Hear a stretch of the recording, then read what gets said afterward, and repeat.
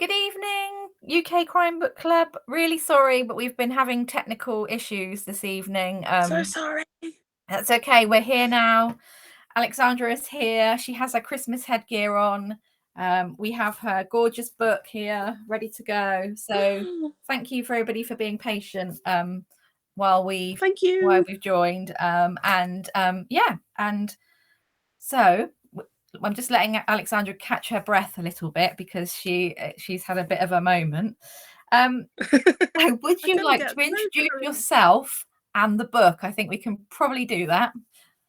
Okay, yeah, I reckon I can. I'm Alexandra Benedict, and I also write as A.K. Benedict, but my Christmas mysteries are as my full name, Alexandra Benedict, and my most recent one is called The Christmas Jigsaw Murders, and that has a main character of Edie O'Sullivan, and she is, well, to say she's grumpy is probably underselling it. She's cantankerous and she's an old punk, and she wears Vivienne Westwood and has funny punky hair. And I love her very much. She's a crossword setter who doesn't like Christmas. At least she doesn't at the start of the book. And on her doorstep, she finds a Christmas box containing 6 pieces of a jigsaw puzzle that seem to point to a crime scene where there's an outline of a body. And she is challenged by Rest in Pieces, a potential killer, to find the rest of the pieces and prevent a final murder. I really liked Edie. We'll come back to her in a minute because I thought she was really funny. I'm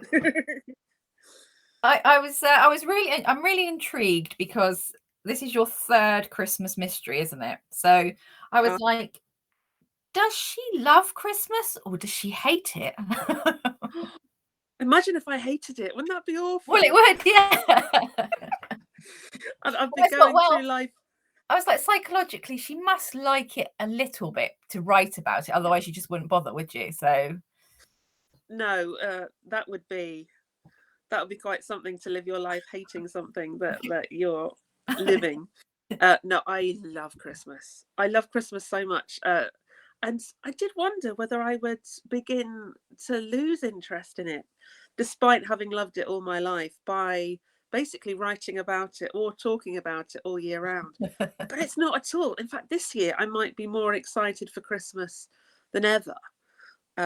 So I just think it somehow manages to enhance it for me, which is good luck for me. Yeah. Otherwise. And did you always sort of intend for it to be, did you always go, okay, because you write, we'll come back again to other things that you write, but did you, it's quite niche, isn't it, writing about Christmas in a mystery? Yeah. I mean, good niche, I would say. Yeah. Yeah. Did you sort of think, right, that's what I'm going to do, or was it sort of a sort of a consequence of writing the first one and enjoying it so much that you thought, I need to do more? Well, the first one I loved doing, but didn't expect it to do as well as it did. And then once the Christmas Murder Game had become a bestseller and was doing really well, then my editor wanted more, and I wanted to do more. I will do as many Christmas books as I possibly can because I love it so much. So it's more that people are enjoying Christmas crime, more and more at the moment. So something that seemed quite niche, that niche is growing.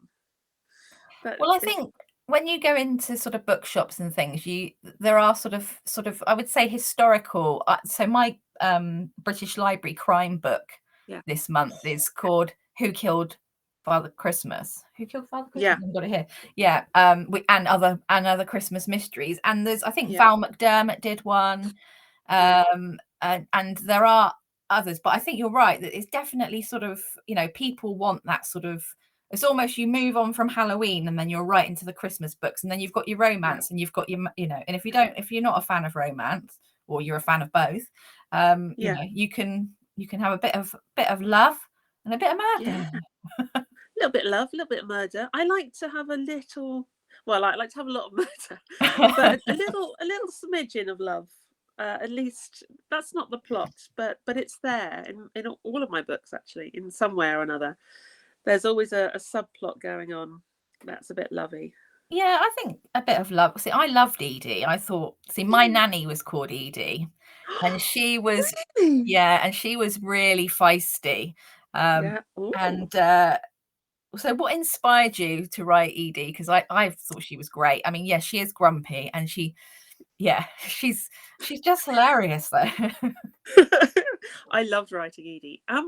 I think it's because I realised, in a kind of therapeutic way, that I always have an older woman in my books that's kind of an advisor, and that Mm, might be someone who's maybe died but has had a significant impact on a character, like Lily in the Christmas Merge Game, or yeah. Roz in last year's Christmas Express. And then I thought, and my other books have got basically crones, proper advisory figures who have been through lots and can give you wisdom. And I thought, what if my main character was that, but amplified, who can give advice but doesn't take her own advice?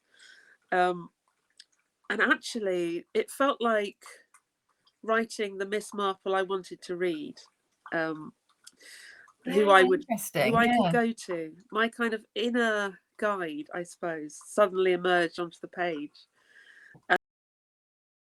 My first Christmas book is about someone about to become a mother, and the second is about someone going through the menopause. And Edie is in her full crone. So I've kind of done a triptych of maiden, mother, and crone. That's yeah, that must be exploring something deep down inside me as I age. Yeah, no, that's really interesting because I have read number 1 and number 3, and I've got number Oh, 2 to read.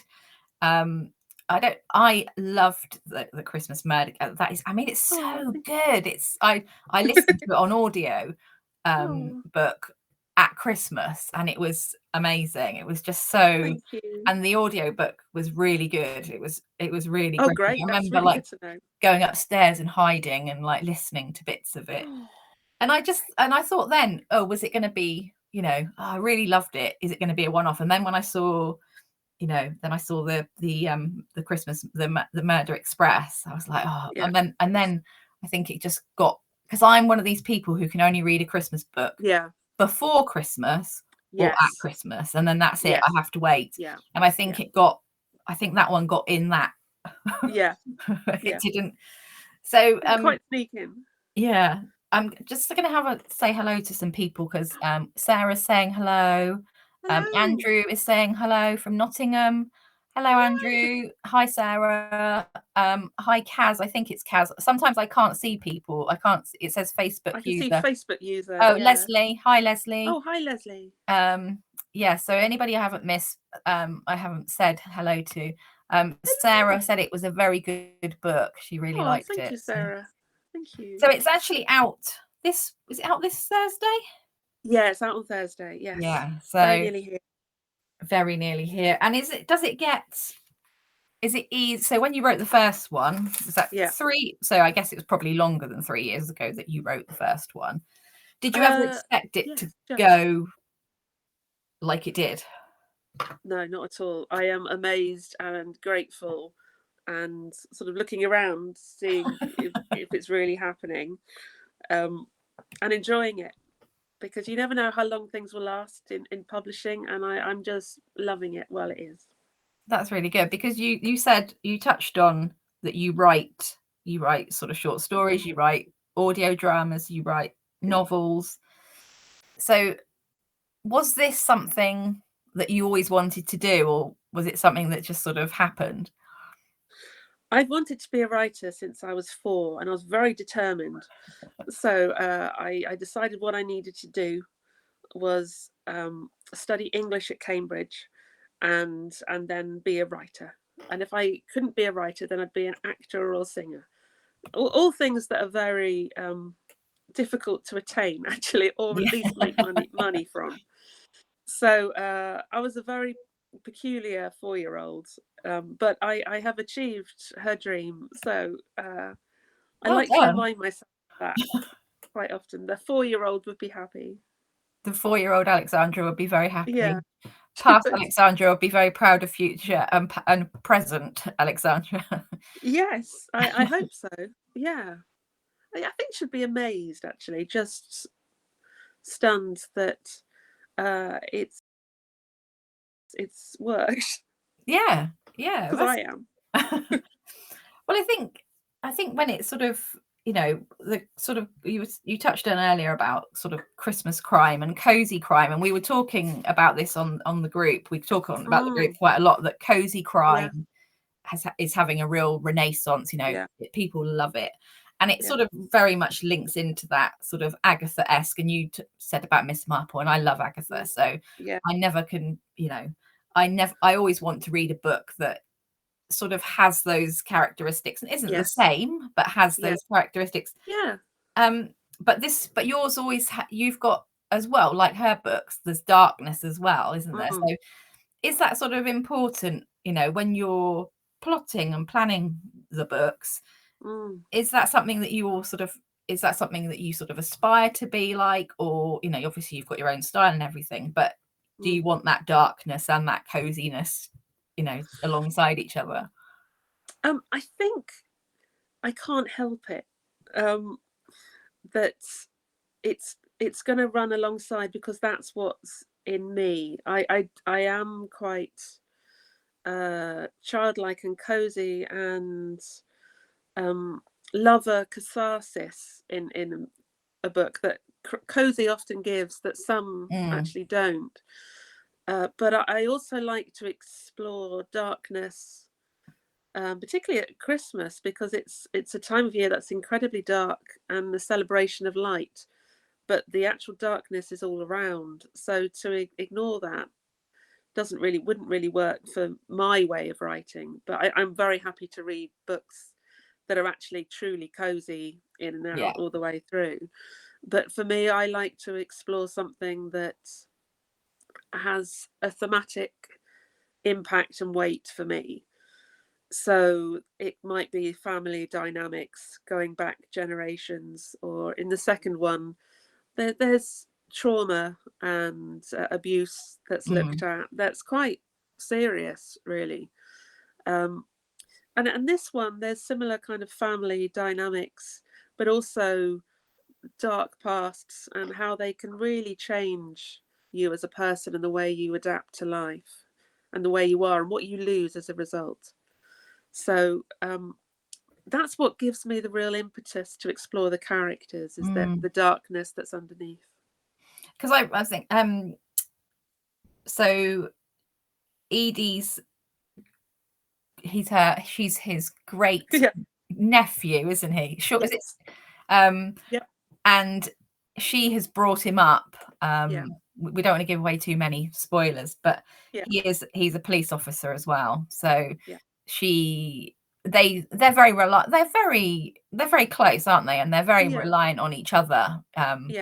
Because they're like, she refers to herself as, or she likes to refer to herself as her mum, but she doesn't quite allow herself, even though he sort of thinks of her as mum. She doesn't really allow herself, does she, to let him think that no, it's an interesting dynamic. Easy. But they both go to each other for, she's the first person that she goes to when she gets the parcel.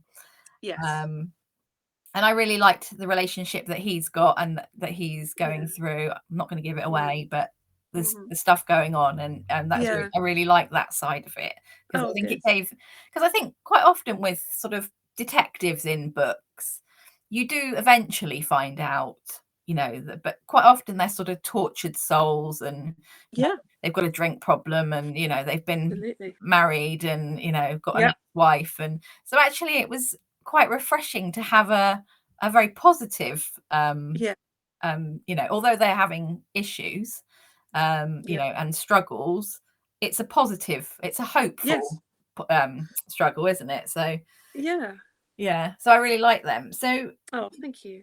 did you and the characters, what came first in the book? Was it the jigsaw? Was it the characters? Is it the, was it Yeah. Edie? What? So The jigsaw, the idea came first. So the idea of there being a jigsaw that's only partially there and you need to piece it together like you would solve a crime. So that was what really did it for me, is that jigsaw puzzles and people who put them together are like detectives. You find the corners, you yeah. find what's certain and what fits together. And something might look like it fits, but actually you've shoved it into place and it doesn't really. And I loved that you could really explore those two similarities that run alongside. And then I started thinking about the kind of person who would find it. Edie just bloomed, just marched in, hands on her hips. I can imagine doing that. Yeah, completely, and sat down and started writing through me effectively. So she was very close behind, because she sets puzzles anyway. It seemed like a very good way of just not tying something in, but making it, well, things are never quite plausible in crime if you really think about it, but it has to be plausible within that world. It has to be plausible enough, doesn't it? I mean, Yes. you don't want to, I don't personally, I mean, some people may, but I don't want to get to the end of a book and think, well, there's absolutely no way that could happen. You want to be, and also you want, because one of the things I was going to ask you about was, so at the beginning of the book, we've almost got our own puzzle to do. Yeah. And I haven't managed to do it, I'm afraid to say. That's all right. You don't have to. It's not compulsory, I promise. No, I would like to, and I might have to go back to it. But because I was reading it to ask questions, I couldn't cope with reading questions and doing the puzzle at the same time. But basically, no, that's a bit much. Yeah. Do you want to say what you've done? So, because it's really clever, and I've never seen this in a book before, so I was really intrigued by it. I've had puzzles in the last two books, and in this one, I wanted it to become properly on the page a bit more. So at the beginning of each chapter, there's a jigsaw piece containing either a letter or a character, like a bracket or a dash. We've got an M. Yes, there it is. So right at the top, they've got all these jigsaw pieces. So as you go through, if you want to play along, you write down each of the letters or characters at the start and then jiggle them up. And within those, you'll find a well-known Christmas song and its singer. And the first person to contact me by Twitter or X or Instagram, or basically any which way, as long as I, it comes through on one of my socials, then they will win a prize that includes a jigsaw advent calendar, a copy of my book that's got a spread edges that I'll dedicate to whoever they like, or say whatever they want within reason. Some lovely chocolates from Dorset, which is where I'm from and where the book is set, and a decoration that I've made, because I sew and embroider and make things. So I've handmade a decoration. That's amazing. I'm going to do it now. Yeah, because that was the other thing, because I'm in Devon. So I'm just across a border or two, isn't it? It's like got Somerset in between. Depending on where you depending on where you cross, But it's quite nice because quite often we've got lots of writers down in the sort of southwest, so it's nice to have somebody on. Sarah's saying it's a lovely prize. Thank you, Sarah. Yes, she also wants to know whether you're planning another book for the end of 2024. Well, you're not allowed to say. I am. I don't know, actually. I was about to say what I was doing, but I don't think it's been announced yet, so I'm probably not. I'm very bad at this kind of thing. I just go. You just say it how it is. Yeah. We won't tell anybody. But my next book won't be a Christmas book. It will be an A.K. Benedict book called Little Red Death, which is a kind of high concept thriller involving fairy tales and murder, and that will be set in the New Forest. Oh wow, cool. And that's out spring 2025. Oh, and a year and a bit. Yeah, so that's quite a big lead on that one. But there will be more Christmas books, I promise. Hurrah! That's what we like to hear. Yeah. We don't want to. Has it been? Is it? So you write high concept thrillers, so that's obviously very different to this. So is this? I don't want to call it like a guilty pleasure, but is it? Is it something like? Is it more enjoyable? Is it? No, I know what you mean. I can't think of. Yeah, you know what I mean. I do. Of course, I do. Because they're very different. Yeah, but that it's different sides of me. So it depends on. I get to play in different ways. So my high concept and speculative things. The first one was time travel. My second one was ghosts. This one is fairy tales. I've written a Doctor Who, a sort of spin-off adaptation too, so that's got lots of aliens in it. And that's just the quirky part of me, the very strange part of me that can really let rip, you know. Yeah. And that can, but there's still kind of layers that go through both of them, and different games and puzzles. I think being able to add puzzles to the Christmas books means I get to have the best of everything, really. I get to just write a story, but also play along with the reader at the same time. So I think they let me just play. Yeah. Whereas my high concept ones are a bit more head scratchy to construct. So maybe like more creative, I guess, is it? But then they're both creative in a way, aren't they? But I guess, it's just different forms. Yeah. And the more Golden Age inspired Christmas ones, there's things that I am playing with from the past. So I do play with Agatha Christie or Dorothy L. Sayers. Or I love all the Golden Age writers, and it feels like a correspondence with the long dead. So, but there is some things that are in place that you kind of have to have with Golden Age fiction. Yeah. That actually with speculative fiction goes out the window and into another dimension. So, and both are fun. I like the boundaries of the Golden Age and playing with those, but also this limitless world of the speculative. Because I guess so with the speculative, you're basically, it's fair game. You can do whatever you like. Whereas with the Golden Age and the cozy, and it's you've got rules. I say rules very loosely, but yeah, absolutely. But yeah, I mean, I love a dysfunctional. I love a dysfunctional character that you can't. I must admit. I mean, obviously there was the murderer, but quite often. Because in the murder game, there is some really vile characters, isn't there? Oh God! Oh, I sometimes walked away from them on the page because they'd said something that really annoyed me. Sarah is just the worst person. Awful, really awful. But there's something really likable about really unlikable characters.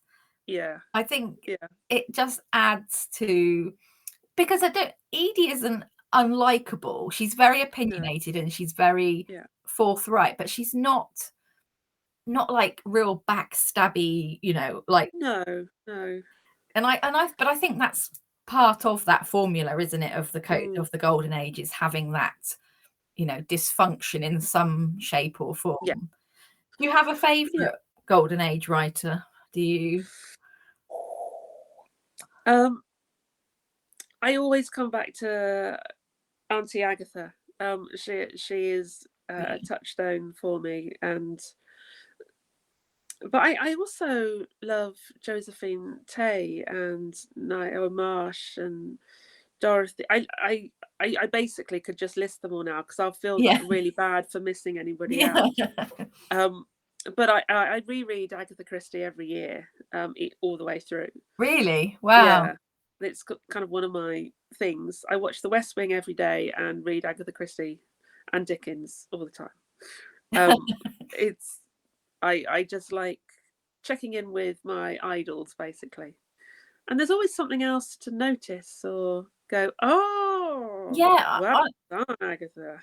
well, I've watched the TV. I can't say how many times I've watched the TV shows, and every time you see something different, and I reread them, and I forget who did it, and then I go, oh, but sometimes you don't forget who did it, but there's a different, like you say, there's just like a little nuance of something that you didn't see before. Yes. I mean, it's just, I mean, she's my favorite, so I we're allowed to have favorites. We are allowed to have favorites. I must Absolutely. It's admit, not like our children. yeah, I must admit, I've like investigated more with, I've been lucky enough to talk to people on here who, you know, like, and have introduced me to other writers like John Dixon Carr and who I'd never heard of, and the British Library crime classics. I love those. Oh, So amazing. Sarah's saying she loves Martin Edwards, and I know he quite a lot of Martin, editing, doesn't he, for the he writes in his own right, but also does a lot of editing for the British Library. He's done amazing things for the British Library. Really. Yeah, it's really a cool collection. We touched on the murder on the Christmas Express, and that featured Roz. Have you ever so she was your sort of detective Miss Marple character in that book, and then we've got Edie in this one. Have you ever sort of thought about, you know, taking them further and revisiting Roz or Edie or yes. Well, yes, that's it. Yes, I've got some short stories coming out in papers and in my weekly. There's some coming out in the Express, and one of those is Roz, one is Edie, and one is a completely new character. But I will be revisiting Edie in my next Christmas book. Hurrah! Yeah. I couldn't let her go now that she's here. Yeah, no, she's too. Do you? Is there characters that, I guess there's characters that, like Sarah, that you like to leave behind and never darken the door, but then there are ones that you think you don't want them to go yet. Yeah, and it's really hard because it's a very strange reality that you create, and then it kind of exists. Yeah, and then they just carry on with their lives for a bit. It's not like they're dormant. When I rejoin them, they've done stuff. Yeah. What have you been doing? They haven't just been sat on the page just doing nothing. No, just living, which is fascinating. and I don't mean that as in I check in with them when I'm writing something or thinking about it, and they are further on and doing something that I didn't expect. So I needed to go and see what Edie was up to, and Riga, her friend and neighbour. Yes, I love her as well. Yeah, she was fun. I love her. Yeah. So yes, they will be revisited, and I'm hoping Roz will appear later down the line as well.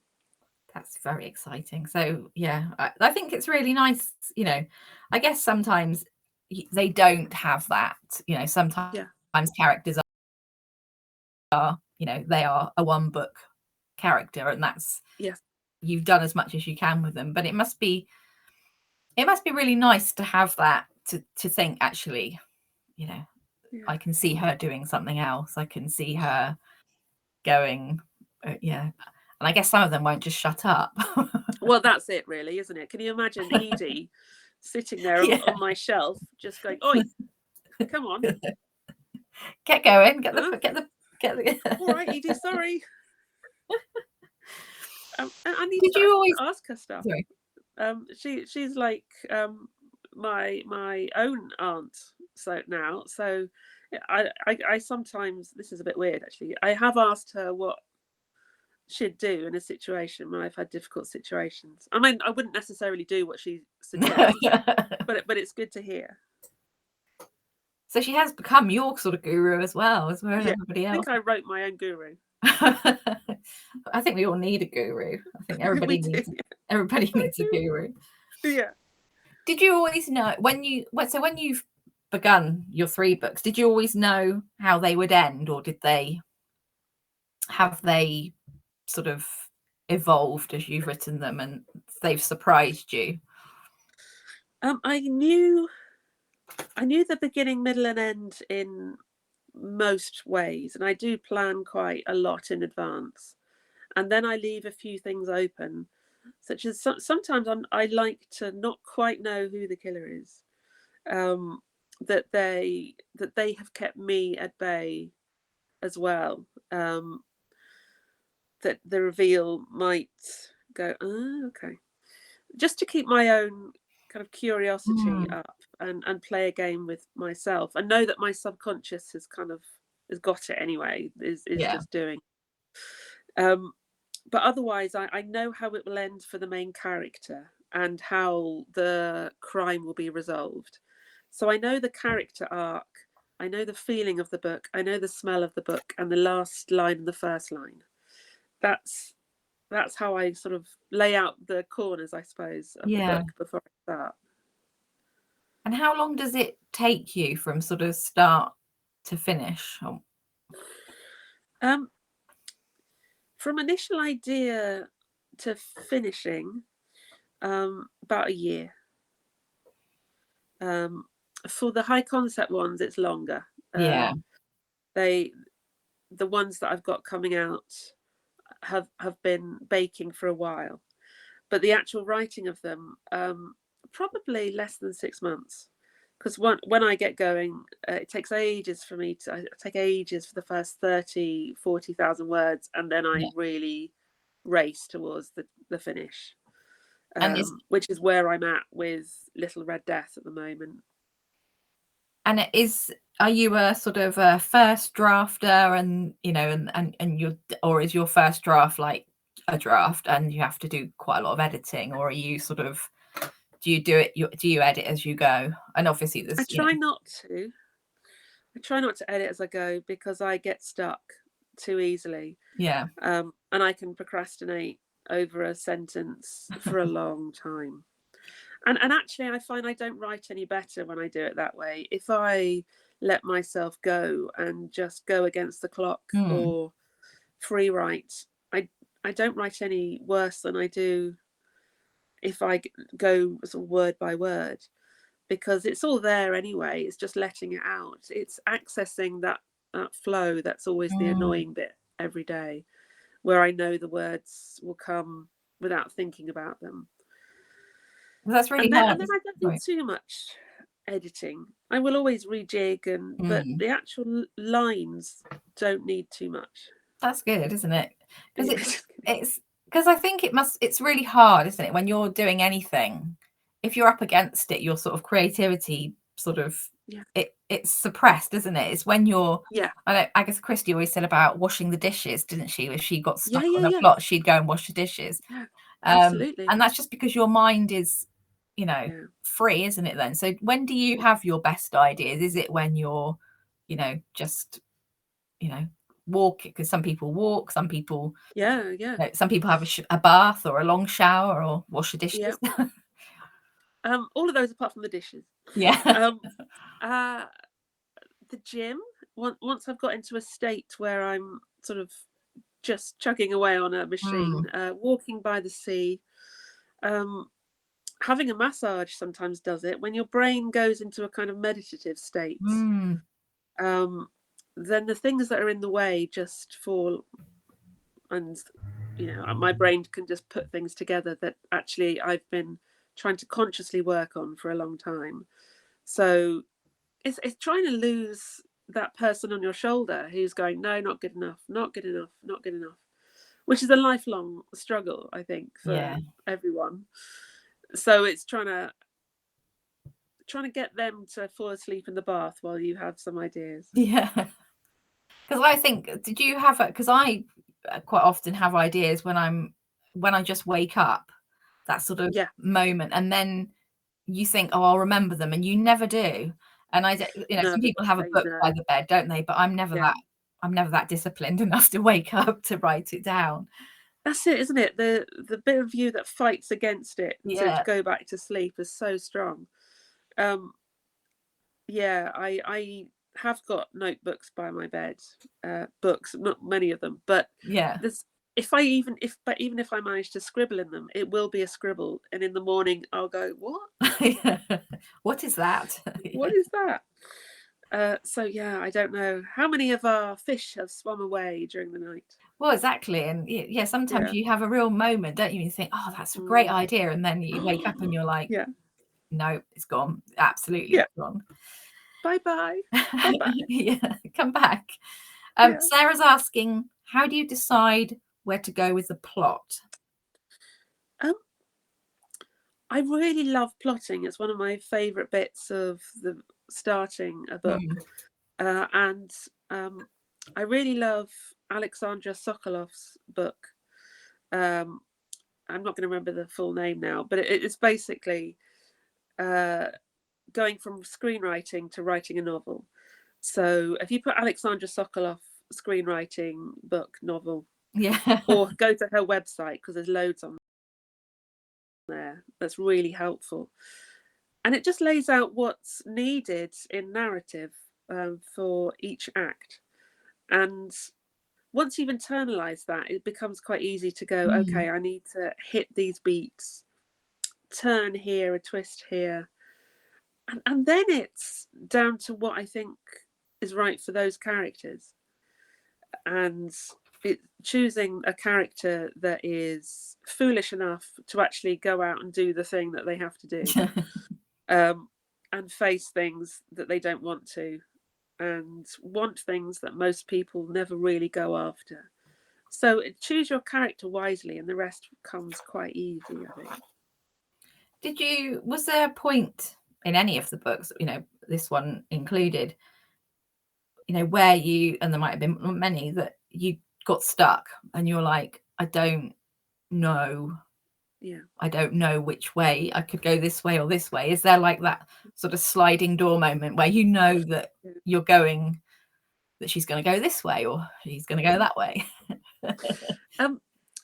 Before I used to plot heavily, I got that all the time. So my first two books, The Beauty of Murder and The Evidence of Ghosts, I kind of knew the beginning and the end, and a tiny little bit in the middle, but not much else apart from my characters.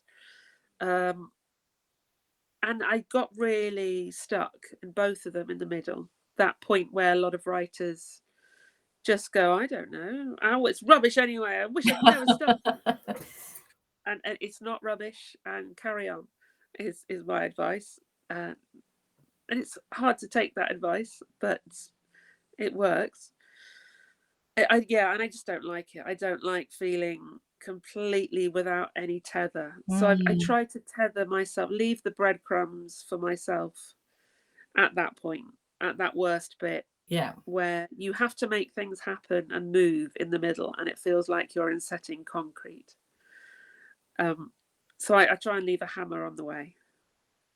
I can't remember who it was. I can't remember who said it, but they said that they always leave, that when they're writing on that day, they always leave it so that they've got a sort of a cliffhanger, almost, so they know where to pick up, because otherwise if you just finish it, it's really hard to then pick up again, where if you've just gone, you know, that's the end of the chapter, but almost like leading into the next chapter. I really like that. I think Graham Greene did that. I think he wrote 400 words a day or something. What is actually quite a small and achievable amount. It doesn't always feel like that, but it's not, you know, several thousand a day. But we'll just stop then. That's it. Writing done for the day. Off you pop. But there's something to move on from, and quite a few writers do that, and I like it as well. I don't do the finishing mid-sentence, because that freaks me out a bit. I don't know what I was going to say. No. I don't know. What do you want past me? But I do. I don't generally get to the end of a chapter for that reason, because it feels like a wall has gone up. And So I need to still be in the scene that I've already seen, and to carry on. And I guess that with screenwriting and things like that, you do have that, don't you? You tend to have that sort of leading into the next bit, whether it's, you know, whether it's bringing another character in, or you sort of know where you're going. Whereas, I guess, do you think that's sort of like writing in different genres as well? Has that helped you, you know, rather than just sort of having yourself, you know, in one? Because obviously some people just write one genre and that's it. And they're very successful at writing like that. But have you enjoyed that sort of being able to be that diversity of being able to write many things? There are pros and cons to it. So the pro is that's what my brain is like. So I'm autistic with ADHD, and so I both need to hyper focus very intently on something and flit. So actually working on a few things at once across different media works really well until I burn out. So I have to watch that carefully, which I don't do very well. But in theory, it works really well, and I never get bored because there's always going to be something else, a different genre, a different character. But it does mean it's harder to market and for people to understand what you write and who you are. So when my A.K. Benedict books are going to be published by Simon and Schuster, it'll be their first branding me as A.K. Benedict. And so I think they're going to try and keep it as quite a separate brand. That will probably appeal to quite different readers. There'll be an overlap, hopefully. But I'm just the same person, just kind of split into different ways of telling the same stories. Because that's all I see they are. If I'm writing a ghost story or a detective story, I'm still talking about a quest, a narrative from beginning to end that just has different scenery in the way it's told. So I like having fun and playing with all the colours that I can. It's really interesting, isn't it, how the sort of publishing world works in as much as that you're the same person, but you're marketed as two. And I know that's the same. There's other writers who have completely different names. You know, they're not even. At least yours is, you know, it's your name, you know, with initials. And quite often there's a thing, isn't there, about, you know, you use the initials rather than your name because they say that men won't read books by women, but they'll read books by initials.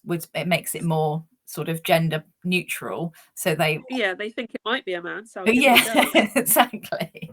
I mean, I don't know whether that is the case anymore, but you know, no, I don't know. I know other authors have said, you know, they are, you know, AK or CL or, you know, whatever, because they wanted to keep it sort of gender neutral, you know, whereas so it appeals to a wider audience.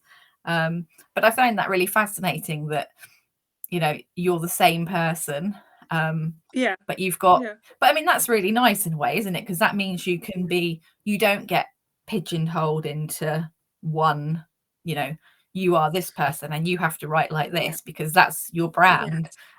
Yes, I find that really hard, I think. So I'm really glad. I didn't initially use my initials for that reason, though.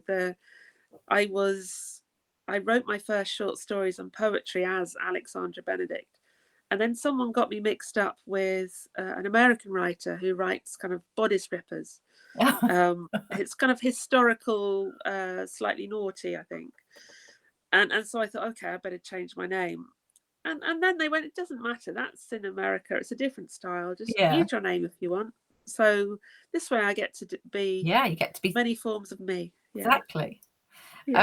Sarah's saying, and I was going to ask you this question as well, do you have a favorite author? So one that you have to read. So literally, you know, something comes out, you know, you're going to buy it regardless of you know, what the reviews are, whatever.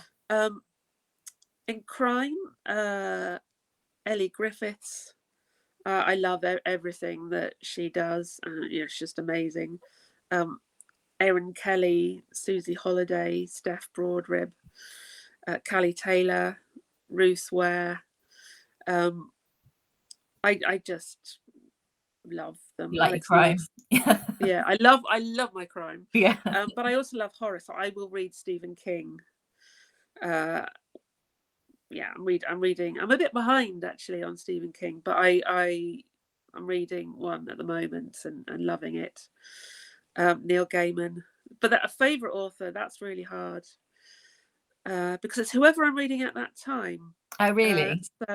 So I'm reading Alex E. Harrow's Starling House at the moment. Oh, that looks really good. Yeah, and she's an amazing writer. Because I read the first one that she wrote, and I can't remember. Yes. About was that the Witches one or the first one? Yeah, the Witches one. Yeah, the Future Witches. And I loved that. I loved it so much. Yeah.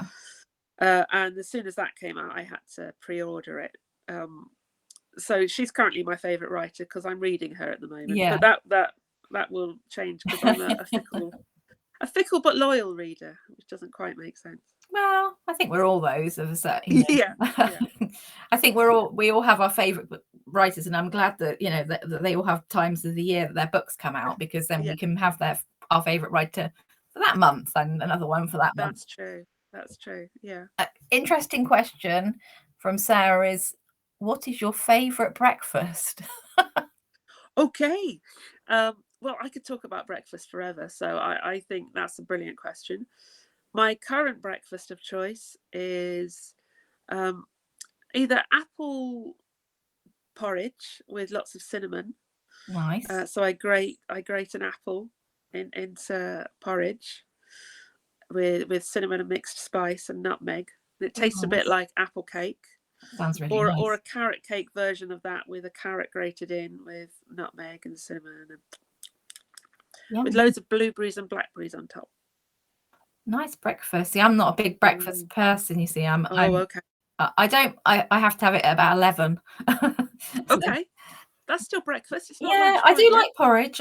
Porridge or toast is my breakfast of choice. So, what's on your toast? Marmite.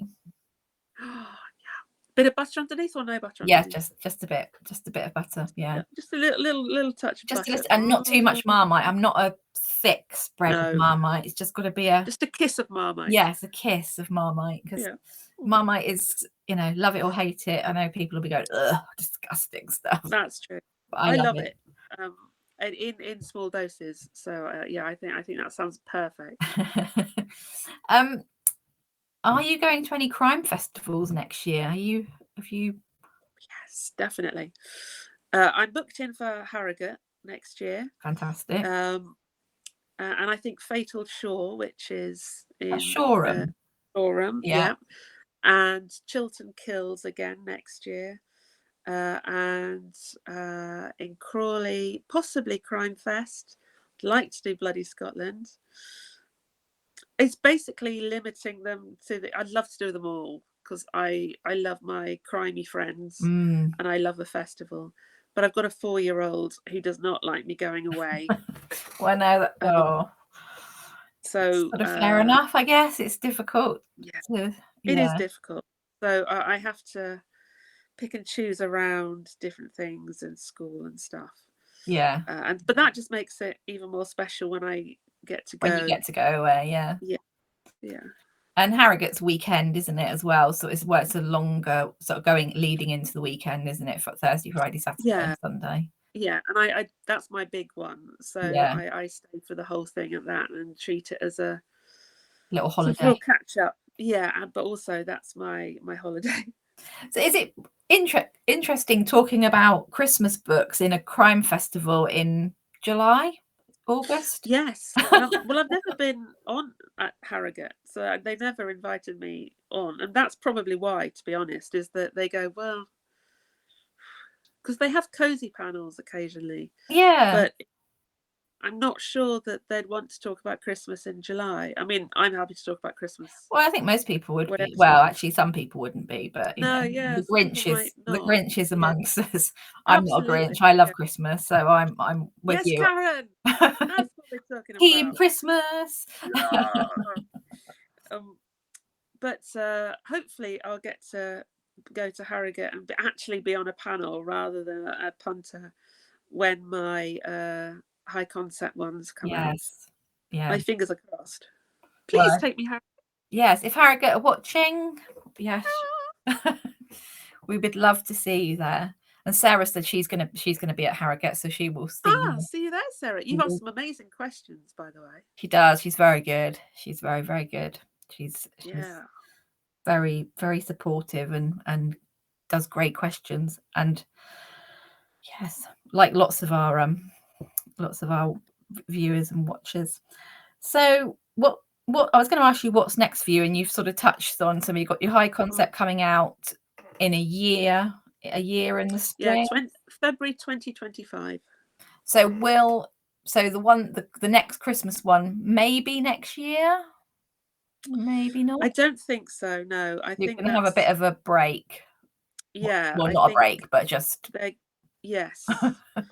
So the paperback of Jigsaw Murders will come out next autumn. Yeah. And then they'll build up to the hardback of Little Red Death in February, and then most likely alternate between the two.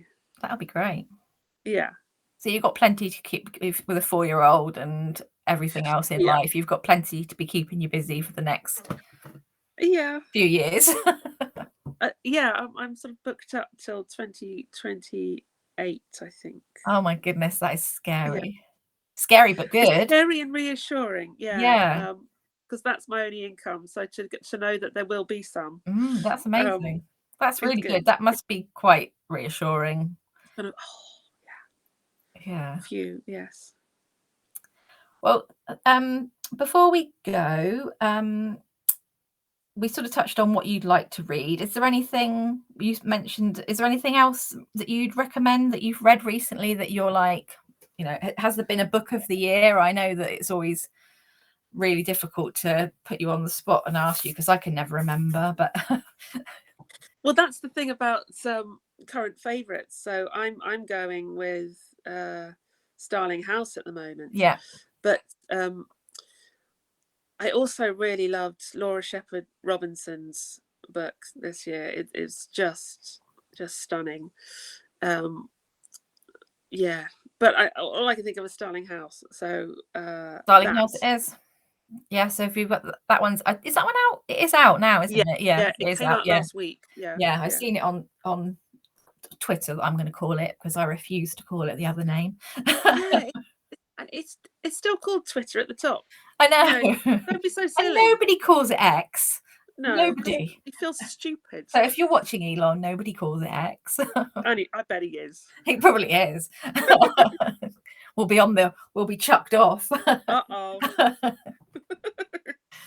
Thank you, Andrew. Andrew's really enjoyed it as well. And Andrew actually asked a question further back up and I missed it. And I meant to ask you about, are your books available on audio at the library, please? I don't know whether they may be available on like Borrow Books or sort of are they licensed? Because sometimes they don't. I can't remember if I've seen them on I think it depends on the library authority as well. Yes. Do you know what? That's a good point because I haven't. They are on audiobook, but that doesn't mean that they're available at the library, obviously. No. So, I know that The Beauty of Murder and the Evidence of Ghosts is, but it might have to be Borrow Box. Yeah. For the Christmas ones. For my Christmas ones, yes, because I haven't received a physical copy of them, and they would have done, I think. Yeah. So hopefully on Borrow Box. Yeah, hopefully. I mean, different library authorities have different apps, and you can sort of shop around and get a library card for different ones till you know that's the beauty of libraries. Save libraries. Yes, I worked in a library for 18 years, so oh my goodness, I'm very pro library. that's the dream. It is a great job. Yeah, it is a great job. So yeah, I'm in awe of you. That it's a brilliant job. yeah, no, I and did. libraries are stunning. They are, and we're really lucky to have them. So yeah, we are very pro libraries. Oh, Sarah's saying S.E. Fox, The Fascination. That is a really good book. Have you read that? I've read that. I've got it, but I haven't read It's it yet. really good. I read that. It's amazing. Really, really good. Yeah, I would have. Brilliant.